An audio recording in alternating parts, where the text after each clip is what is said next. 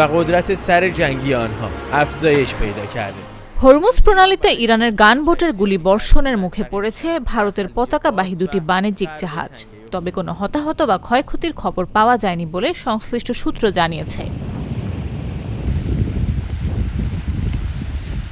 ঘটনার পর জাহাজ দুটিকে ওমান উপকূলের উত্তর পূর্বে গুরুত্বপূর্ণ শিপিং লেন থেকে ফিরে যেতে বাধ্য হতে হয়। জাহাজগুলোর একটি ছিল বৃহৎ তেলবাহী জাহাজ, যা দীর্ঘ দূরত্বে অপরিশোধিত তেল পরিবহনের জন্য ব্যবহৃত হয়।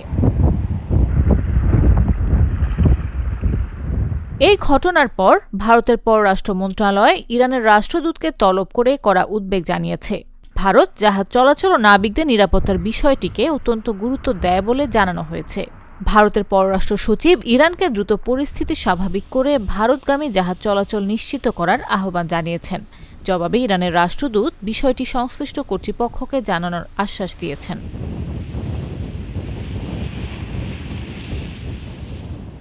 এদিকে ইরান জানিয়েছে, যুক্তরাষ্ট্রের অবরোধের প্রেক্ষিতে প্রণালীর নিয়ন্ত্রণ আবার কঠোর করা হয়েছে, ফলে বহু বাণিজ্যিক জাহাজ চলাচলের চেষ্টা ছেড়ে দিচ্ছে।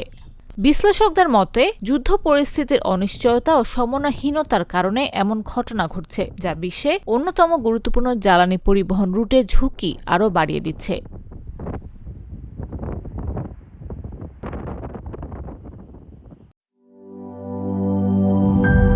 ইউরোপ, এশিয়া, আমেরিকা যেখানে যাই, বিশ্বের 145টি দেশে আজ ফ্রুটো পাই।